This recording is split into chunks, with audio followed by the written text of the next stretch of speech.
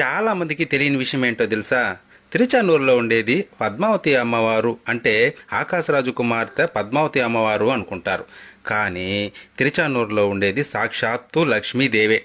అమ్మవారు ఇక్కడ సరోవరంలో బంగారు పద్మంలో ఉద్భవించారు. అందుకే పద్మావతి అని ఇంకో పేరు తల్లికి. మొదట మనం అమ్మవారి దర్శనం చేసుకోవాలి. మన బాధలు తల్లితో చెప్పుకోవాలి. ఆ తర్వాత కొండకెళ్ళి పుష్కరిణిలో స్నానం చేసి వరాహస్వామి దర్శనం చేసుకోవాలి. ఆ తర్వాతే స్వామివారి దర్శనానికి వెళ్ళాలి. మనం స్వామి దగ్గరకు వెళ్ళినప్పుడు మనల్ని చూపించి అమ్మవారు మన బాధల్ని కోరికలను స్వామివారికి తెలియజేస్తారంట. అప్పుడు శ్రీవారు తన వక్షస్థలంలోనే లక్ష్మీదేవి చెప్పినవన్నీ విని మనల్ని అనుగ్రహిస్తారంట.